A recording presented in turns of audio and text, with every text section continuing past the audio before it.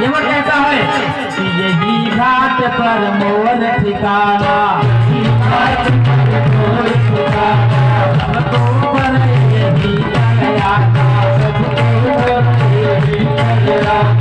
अपने आपन करय प्रधाना, अपने आपन करय प्रधाना, ये मत कहे कर्म में जाना, कि मरम न जान सकुर महालाओ, मरम न जान सकुर महालाओ, नहीं सलामत बारे बारे, नहीं सलामत बारे बारे, मरम न दशरथ हूँ मरम न पड़ेगा, दशरथ हूँ मरम न पड़ेगा,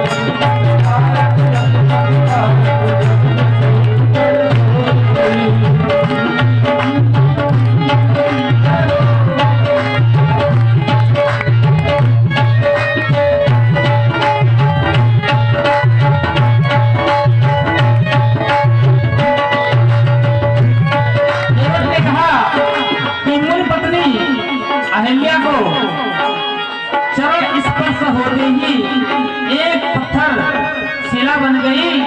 इसलिए नाथ, हम यदि आपको अपने नाव में बिठा लेंगे और मेरी नौका कहीं नारी बन गई तो एक तो यही हमारे पास रोजी है, यही मेरा रोजगार है। और हमारी पत्नी कहेगी कि नाव को बेच करके और विवाह करके मेरी शौक को ला करके बैठा दिया।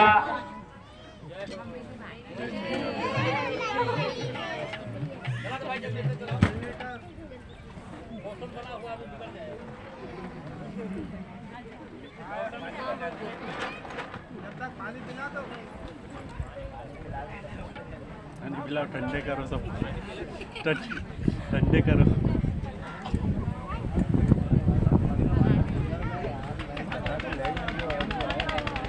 ठंडे हो जाओ पहले सब पहले।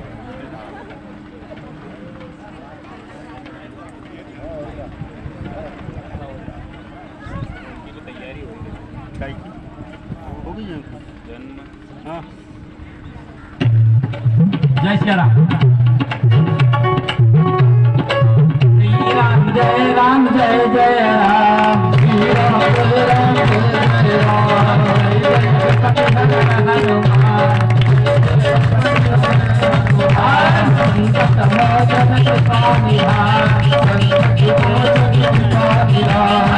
राम जय राम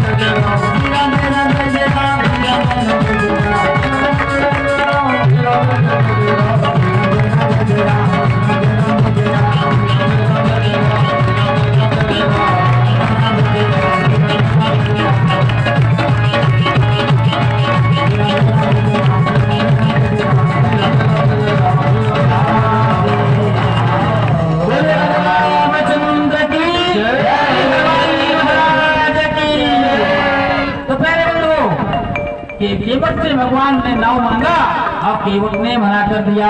वैसे मुंडे मुंडे मती मुंडा इस पर बहुत मत है, लेकिन बात उठी थी भगवान के कर कमल किसके सिर पर पड़ते हैं। केवल हम लोग अपने गंतव्य की ओर चलते हैं। तो पहले बंधुओं, केवट ने अनेक प्रकार से उल्हाना देता हुआ कहता है कि हम आपके मर्म को जानते हैं, जबकि भगवान इसके हृदय को समझते हैं। मैं आपके मर्म को जानता हूँ ना, इसलिए मैं नहीं आऊंगा। मांगी नाव न केवट आना और कहा तुम्हार मरो मैं जाना। केवट ने कहा भगवान, मैं एक बात बहुत सत्य जानता हूँ, लेकिन थोड़ा आप अपने लक्ष्मण जी को रोक लीजिए। यह क्योंकि तुरंत इनका हाथ अपने बाण पर जाता है। यदि लक्ष्मण जी मुझे क्षमा कर दे, आप इनको रोकिए तो मैं बताता हूँ। राम जी ने कहा लक्ष्मण तुमको कुछ नहीं बोलना है, आप केवट को बोलने दो, ये मेरा भक्त है। लक्ष्मण जी ने कहा आपके जितने भक्त हैं सब ऐसे ही हैं। सुमंत्र जी को आपने कहा कि अयोध्या जाओ, वो अयोध्या नहीं जा रहे थे।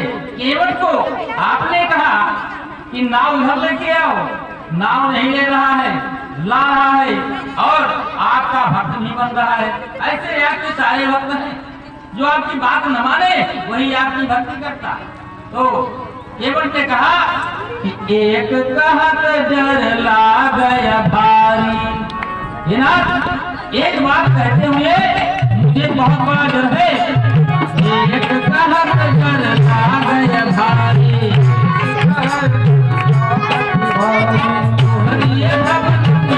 महाभारी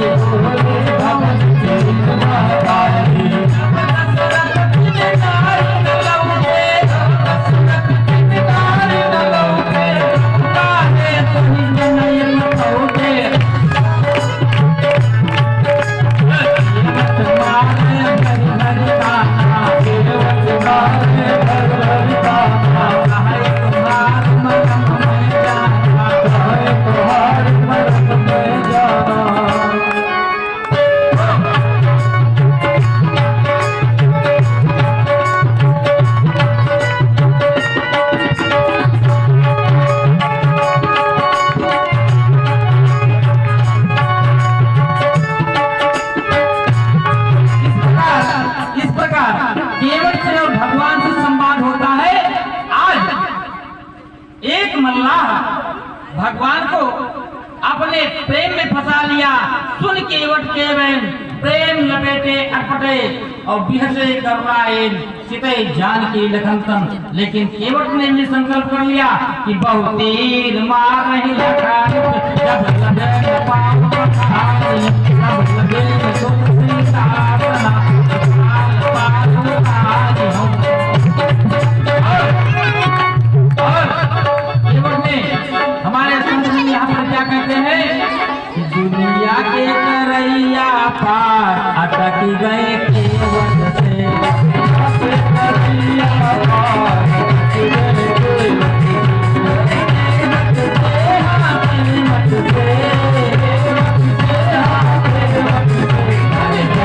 करैया पार अटक गए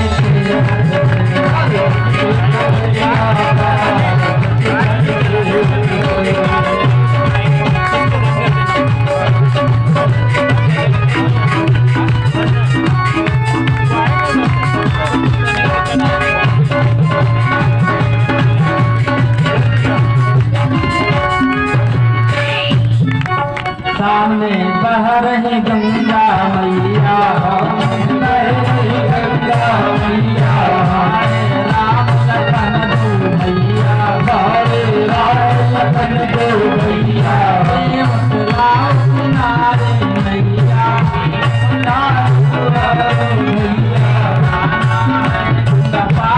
अटक गए केवट से।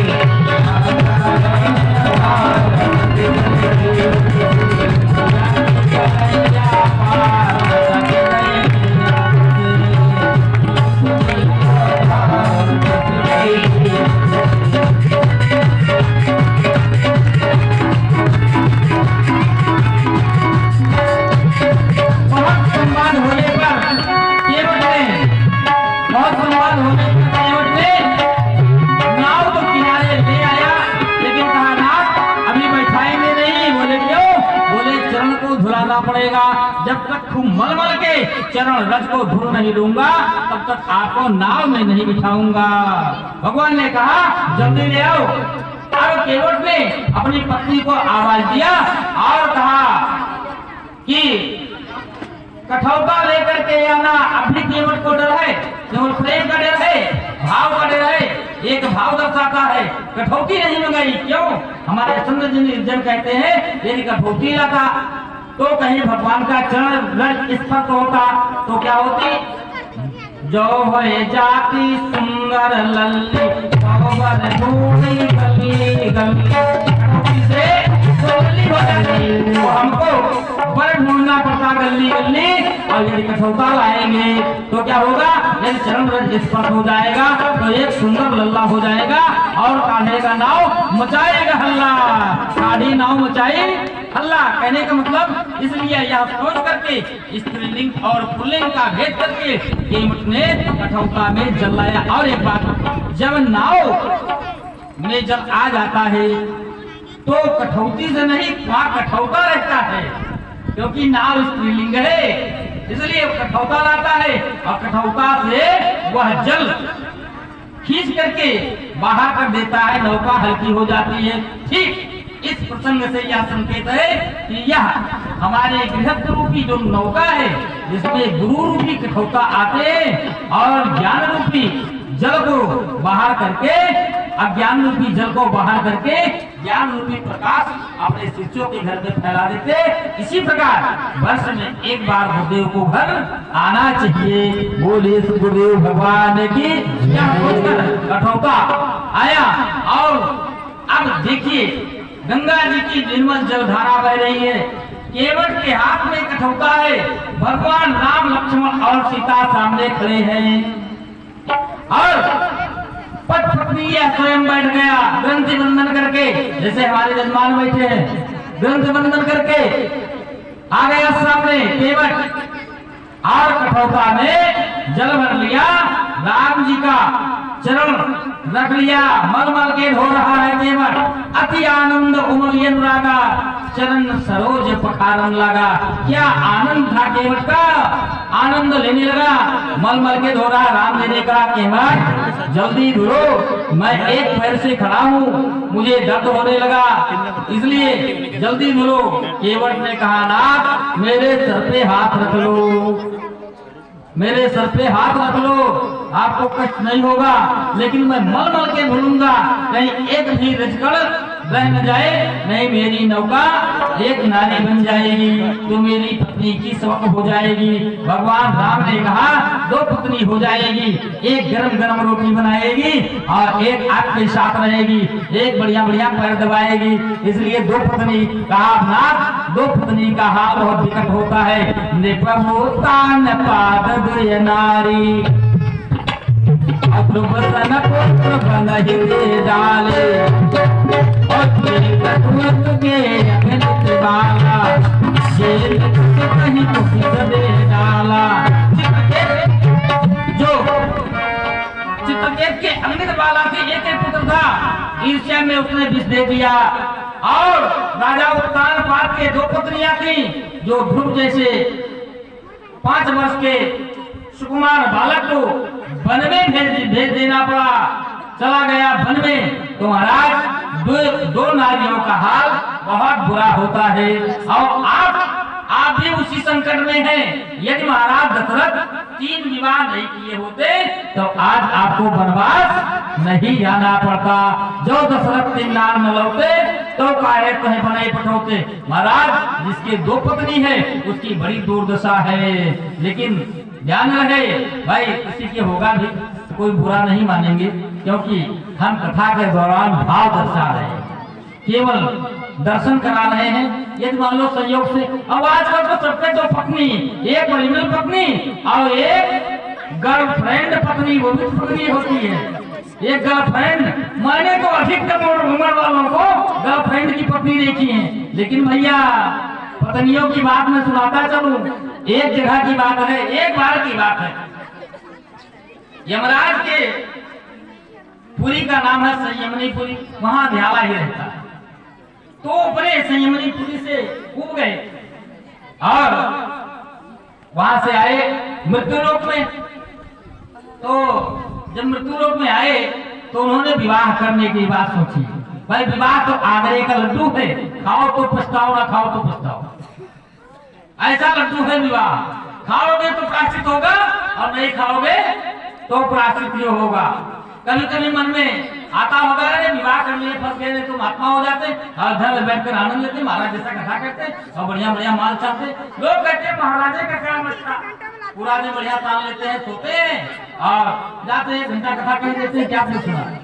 लोग कहते हैं महाराज लोग ही अच्छा, लेकिन पढ़ाई के समय जो तपस्या करना पड़ा और जो आज 24 घंटे में मेहनत करते नहीं कर पाते, वो 3 घंटे में यहाँ हो जाती है। बोलिए सच्चिदानंद भगवान की एक कार्य में परिश्रम है।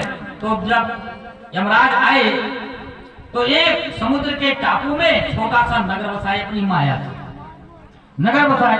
अमृत लोक में देखा घूमते घूमते तो जितनी नारियां बहुत सुंदर होती हैं, उनके अंदर कुछ न कुछ कमियां भी विशेष होती हैं। तो एक सुंदर स्त्री को देख करके इन्होंने विवाह कर लिया। अब जब विवाह हो गया तो वह इतनी कर्कशा पत्नी इनको मिल गई कि इनके नाक में दम कर दिया। कोई भी काम यमराज को नहीं करने देते थे। संयोग देखो एक बेटा भी हो गया उस स्त्री से, और यमराज से विवाह हुआ, एक बेटा भी हुआ। अब यमराज का बेटा, तो अब किसी की मृत्यु होती थी, बेटा जाता था और आता था, उसकी व्याख्या करता था। तो अपने पिता से कहता था, तो पिताजी एक दिन प्रसन्न हो गए उस बालक से। देखिए माता पिता की सेवा करने से 4 चीज बढ़ती है, आयु, विद्या, यश और बल। यदि प्रातः काल उठ करके यदि कुछ न किया जाए, अपने अपने माता पिता का प्रणाम किया जाए, सबसे पहले हाथ हथेली का दर्शन और उसके बाद अपने अपने माता पिता का प्रणाम कर लिया जाए, धरती माँ का प्रणाम कर लिया जाए, तो आपके जीवन में रोटी कपड़ा मकान की कमी नहीं रहेगी, आपकी यश बहुत दूर दूर तक फैल जाएगी। इसका प्रत्यक्ष प्रमाण मैं हूँ।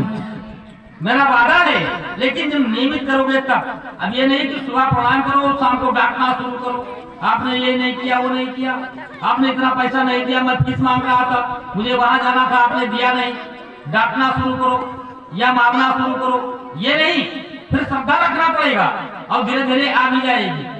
अब यमराज का बेटा एक दिन बड़े प्रेम से अपने पिताजी की चरण सेवा करने लगा और पूछने लगा कि पिताजी लोग मरते हैं कैसे? तो बड़े प्रेम से यमराज जी प्रसन्न होकर के कह दिए कि मैं तुमको एक मंत्र बता दे रहा हूं, और उस मंत्र को जब तुम जपोगे मात्र 5 बार, तो मैं जिसके सिरहाने बैठा दिखाई पड़ूंगा, समझ लेना ये बचेगा नहीं, और जिसके तकिया पर मैं बैठा दिखाई पड़ूंगा, यदि मैं नहीं हूं तो तुम इसी मंत्र से उसका उपचार कर देना, वो स्वस्थ हो जाए। अब ये एक वैद्य भी बन गया। जिस राज्य में यमराज अपना निवास बनाए थे, उसी राज्य के राजा की एक बेटी थी, वो बहुत बीमार थी, असाध्य रोग हो गया था, स्वस्थ नहीं हो रही थी। राजा ने कह दिया जो मेरी बेटी को स्वस्थ कर देगा उसी के साथ मैं इसका विवाह कर दूंगा और अपना राज्य दे दूंगा। क्योंकि राजा के कोई बेटा था ही नहीं, तो राज ना देते तो करते क्या। अब ये गया तो इसने उसी मंत्र का प्रयोग किया राजा की बेटी के सामने, और यमराज घर अपनी पत्नी को डरते बहुत थे। आप लोग भी समझ लीजिए, जो पत्नी को डरता है उसकी स्थिति देखिए यहाँ पर। यमराज पत्नी को डरते बहुत थे। जैसे इसने उस मंत्र का प्रयोग किया तो देखा कि मेरे पिताजी इस लड़की के सिरहाने बैठे हुए हैं। अब इसने तो देख लिया, अब इसने वहीं पर बहुत तेज की आवाज लगाया, माता जी दौड़ के आओ, पिताजी बैठे हैं। जैसे इतना कहा, अब यमराज जी अपने पत्नी की आवाज सुने, भगे वहां से, घूमकर उसके नजदीक नहीं आए। इतना पत्नी को डरते थे, यमराज जी भगे और उस बेटी का विवाह इसके साथ हो गया। यह राज्य करने लगा। तो कहने का मतलब बंधुओं, पत्नी को डरना नहीं चाहिए। यदि पत्नी को पति डर जाता है तो उसको नरक हो जाता है। उस पत्नी को नरक होता है, पति को नहीं। पत्नियों के लिए कहा गया, समय पाएंगे तो एक दिन अनुसुईया प्रसंग रामचरित मानस से अवश्य सुनाएंगे। बहुत कल्याणकारी प्रसंग है और उपदेशात्मक प्रसंग है और हमारे समाज की कुरीतियों को दूर करने वाला प्रसंग है। इसलिए केवट बड़े प्रेम से राम जी का चरण धोने लगा। राम जी का हाथ जिस प्रकार श्री लक्ष्मी नारायण का हाथ ध्रुव जी के मस्तक पर, आज उसी प्रकार हाथ केवट के मस्तक पर राम जी का हाथ रखा हुआ था और केवट मलमल के चरण धो रहा था। राम जी ने कहा केवट जल्दी करो, मुझे उस हाथ धरना है। केवट प्रेम से केवट ने चरण धोया और कहा, भगवान आप मंत्र बोलिए, मैं आपको पार करने से पहले अपने कीचड़ को पार करूंगा, तब मैं आपको पार करूंगा। राम जी ने कहा, मैं क्षत्रिय हूँ, कर्मकांड नहीं कर सकता। बोले आप मत कीजिए मेरे राजा जी, आप लक्ष्मण से कहलवाइए। लक्ष्मण जी मंत्र बोले, केवट ने अपने पुत्रों को पार किया और नाव में बिठा लिया। आगे केवट बैठा, अभी राम जी सीता जी पीछे धनुष बाण लेकर के लक्ष्मण जी खड़े थे और गंगा जी किलकिलाहट करते हुए बह रही थी और केवट नाव को धीरे धीरे चला रहा है और गा रहा है, मेरे नैया में लक्ष्मण राम, ओ गंगा मैया धीरे बहो। मेरी नैया में लक्ष्मण राम, ओ गंगा मैया धीरे बहो। मेरी नैया में लक्ष्मण राम, गंगा मैया धीरे बहो। मेरी नैया में लक्ष्मण राम, ओ गंगा मैया धीरे बहो। मेरी नैया में लक्ष्मण राम, ओ गंगा मैया धीरे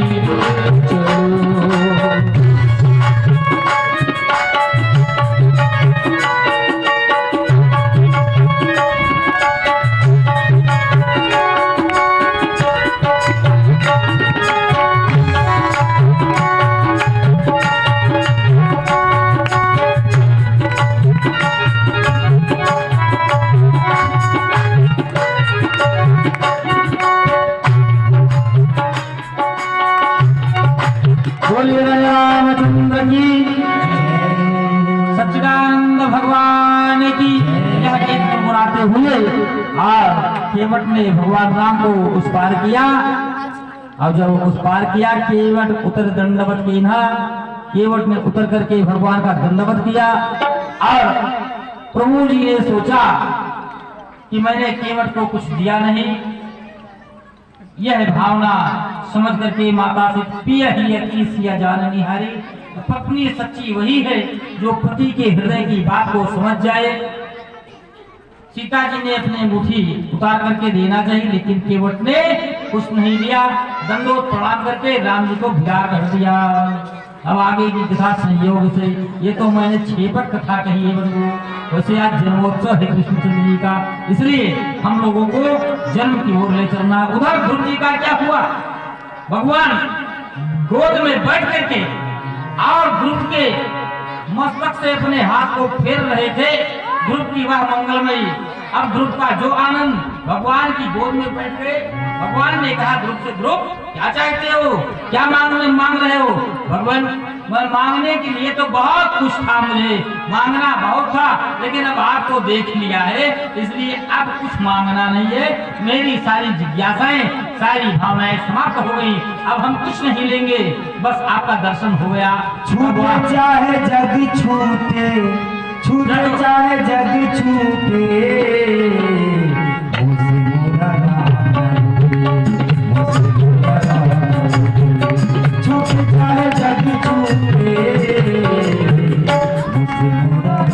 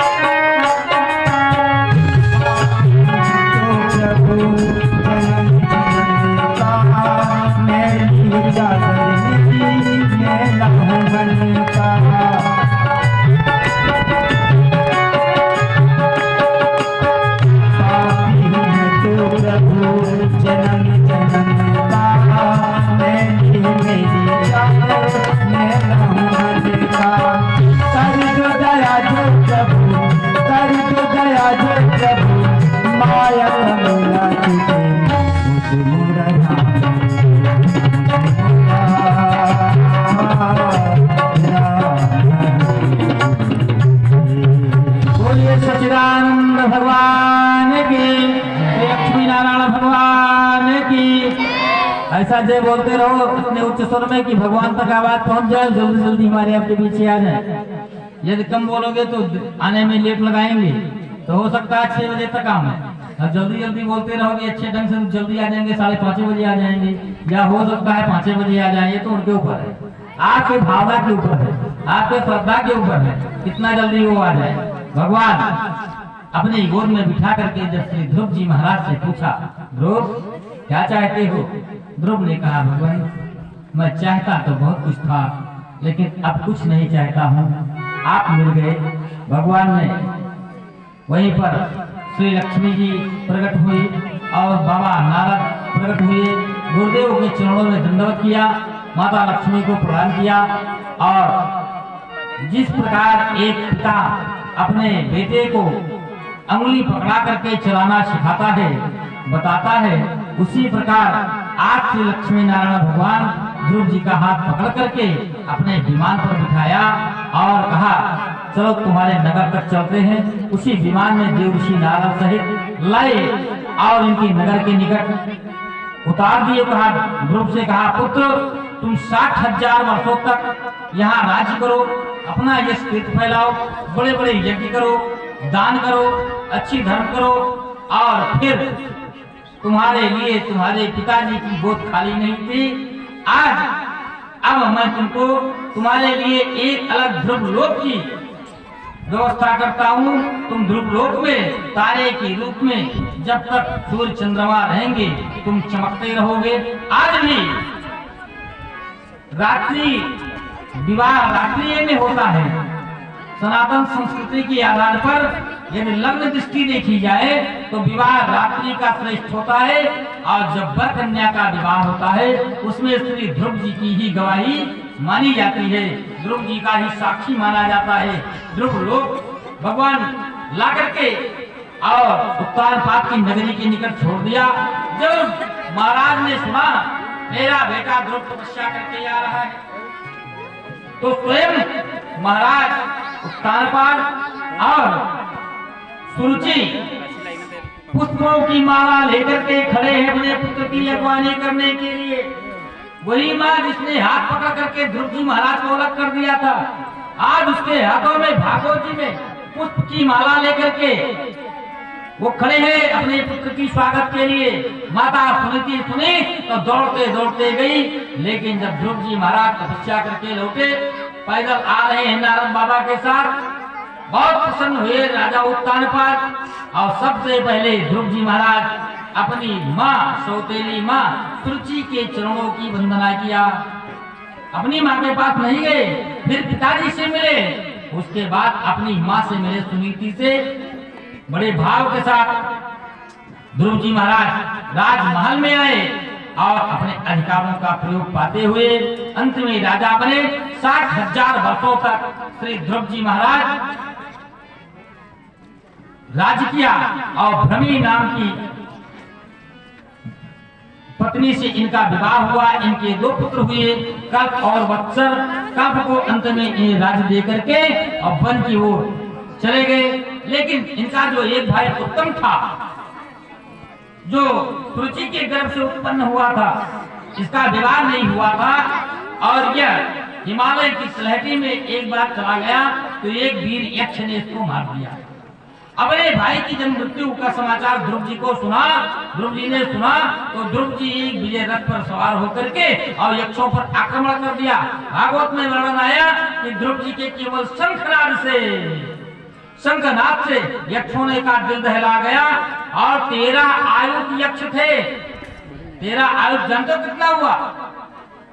13 लाख हजार करोड़ इतने यक्ष थे।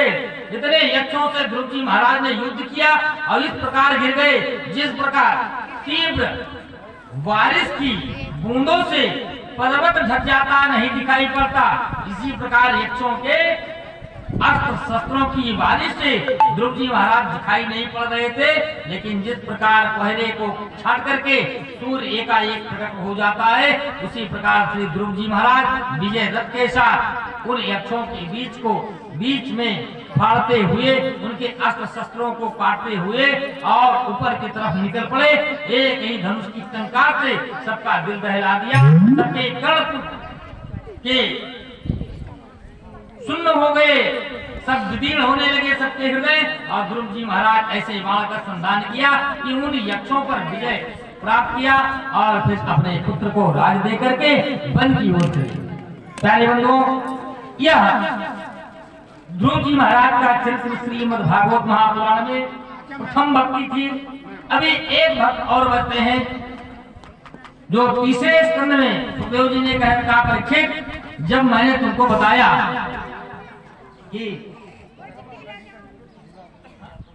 बोलिए सच्चिदानंद भगवान की, हिरण्याक्ष का वध हो गया तो हिरण्याकश्यप अपने कुटुंबियों को समझाने लगा और तपस्या के लिए चल पड़ा। जैसे ये तपस्या के लिए गया तो देवगुरु बृहस्पति एक तोते का रूप बना करके और मंदराचल पर्वत की तलहटी में ये अपना आसन ज्यों ही जमाया, उसी समय देवगुरु बृहस्पति एक तोते के रूप में बैठ करके और वहां हरि का कीर्तन करने लगे।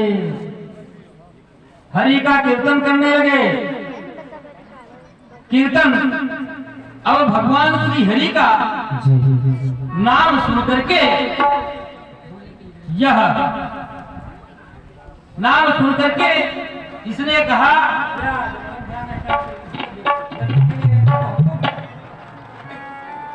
मंदराचल, ये इसने कहा मेरे शत्रु का नाम आ गया, सब अशुभ हो गया, सब अमंगल हो गया, इसलिए आज मैं तपस्या नहीं करूंगा। देवी कारू यानी माताएं चाह लें तो ध्रुव और प्रहलाद जैसे पुत्र की कमी बोल पिंजरे का तोता राम रे सिया राम राधे श्याम रे सिया राम राधे श्याम रे बोल पिंजरे का तोता राम बोल पिंजरे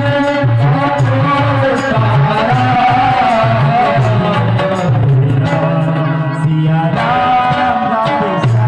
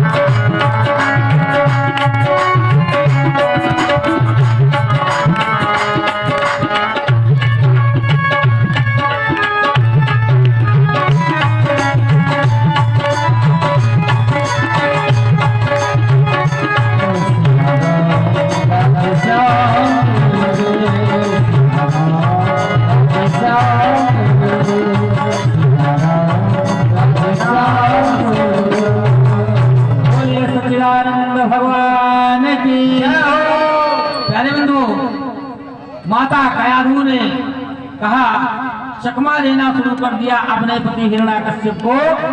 ध्यान देंगे यहाँ पर आत्मा वही जाते पुत्र।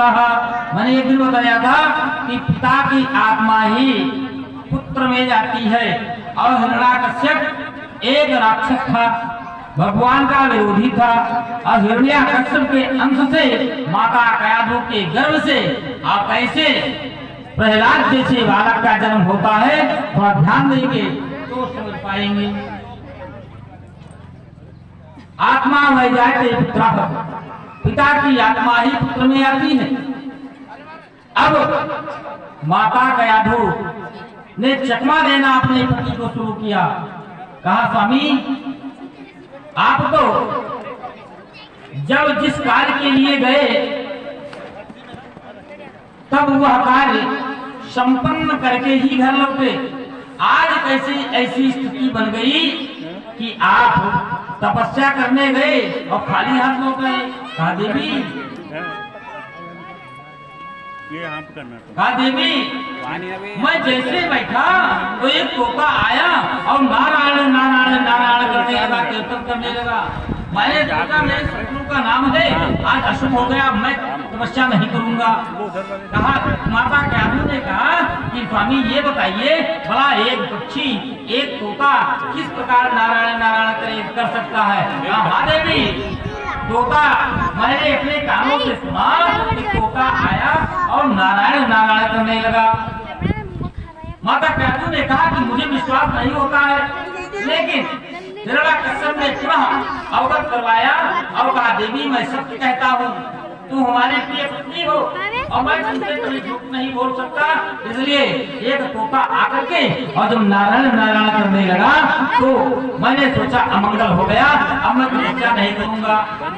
हिरण्याकश्यप के आने से लेकर के भोजन शयन तक माता कयाधु ने हिरण्याकश्यप के मुख से 108 बार नारायण नारायण शब्द कहलवा लिया।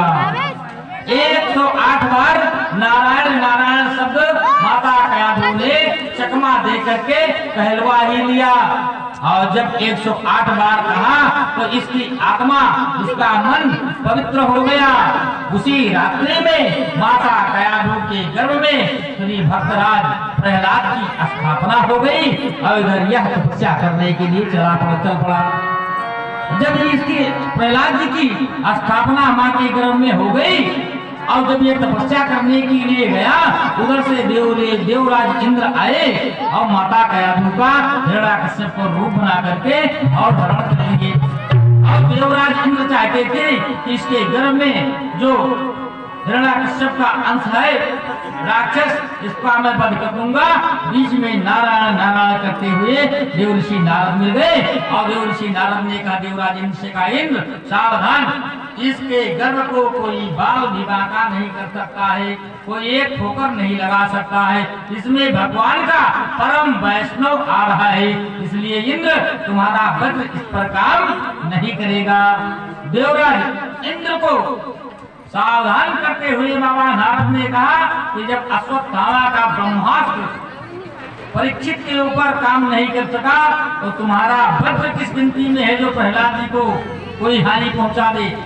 और देवराज इंद्र से देवी कयाधु को लेकर के बाबा नारद अपने आश्रम चले गए। अब वहां पर आश्रम नित्य कीर्तन तथा हवन पूजन पाठ नाम कीर्तन इत्यादि होता था। गर्भस्थ शिशु के ऊपर उसका प्रभाव पड़ने लगा। इधर हिरण्याकश्यप ने तपस्या घनघोर शुरू कर दिया। हमारे श्री व्यास जी ने लिखा कि साते प्रेमंगार द्रोण्याम तपः परम दारुणम्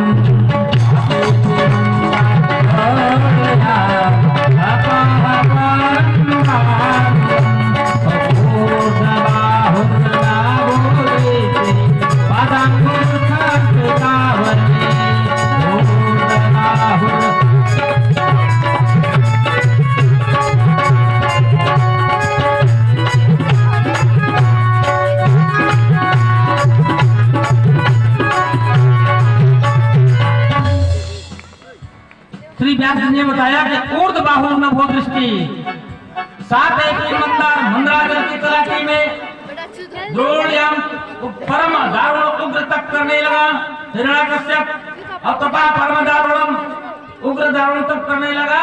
इतने नहीं, पादांगुष्ठा चेतावनी ऊर्ध बाहु ऊपर हाथ करके और नभो दृष्टि नभ को अर्थात आकाश को देखते हुए और पूरे शरीर के भार को पैर के अंगूठे के ऊपर ही कर दिया।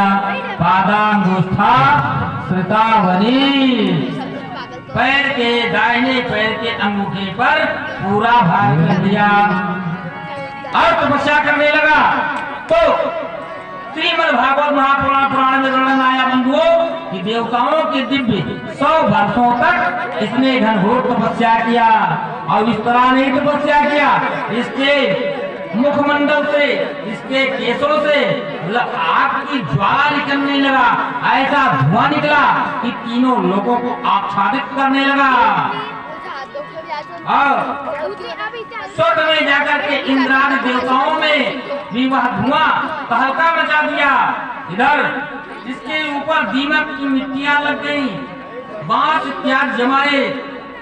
जब यह देखा ब्रह्मा जी ने कि तीनों लोगों को आच्छादित कर रहा है तो अपने हंस पर बैठ करके और हिरण्याकश्यप के समीप आ गए और कहा कश्यप नंदन काश्यप नंदन एक कश्यप नंदन तुम उठो और कोई वरदान मांग लो। जैसे हाथ से अपने हाथ में अपने कमंडल का दिव्य जल लिया और इसके ऊपर छींटा लगाया तो ऐसा दिव्य इसकी शरीर निकली, मानो अवैध भवन से आए, लगता था ये अभी तपस्या करने के लिए ही आया है। और हाथ जोड़ करके प्रणाम किया और कहा भगवान मुझे अमर बना दीजिए। ब्रह्मा जी ने कहा सृष्टि से बाहर है, मैं अमर नहीं कर सकता, अमर नहीं, कोई शर्त लगा लो। अब ये वरदान मांग रहा है, वरदान मांगा कि मैं आपकी बनाई हुई सृष्टि के अंतर्गत किसी से न मरूं, भगवान ब्रह्मा ने कहा तथास्तु। कहा आपके बनाए हुए 12 महीने में न मरो, आप किसी अस्त्र शस्त्र से न मरो, किसी मनुष्य से न मरो, किसी जलचर भलचर नवचर से न मरो, दिन में न मरू, रात में न मरू, आपके बनाए हुए 12 महीनों में न मरू, ना भूमि पर मरू और ना आकाश में मरू, ना घर के अंदर ना घर के बाहर। जितनी शर्त इसने लगाया भगवान ब्रह्मा ने तथास्तु कह दिया। अब वहां से आया तो ऐसा भागवत में वर्णन श्री सुखदेव जी ने श्री परीक्षित जी महाराज को सुनाते हुए कहा कि इसका ऐसा उत्पात होने लगा कि सब इससे डरने लगे। यहाँ तक जब पर्वतों के पास जाता था तो पर्वत हट जाते थे, इसको खेलने का स्थान देते थे। जिस वृक्ष की ओर देख लेता था वह वृक्ष बिना समय के ही फल इसके लिए दे देता था। देवता इसके सामने रुकते ही नहीं थे। ये तीनों लोक पे राज्य करने लगा और स्वयं भगवान बन बैठा। आज भी भारत में बहुत से भगवान घूमते हैं, एक दो भगवान नहीं। आज से 2 साल पहले गणना हुई थी तो भारत में 27-28 भगवान घूम रहे थे। हिरण्याकश्यप स्वयं भगवान बन बैठा और हाहाकार मचा दिया तीनों लोक में। यहाँ तक राक्षसी विद्या का ही अनुमोदन करता था। वैदिक कैसे चली गई, वैदिक विद्या को ही नष्ट कर रहा था। अब भगवान ने सोचा इसका उत्पात बहुत बढ़ गया है।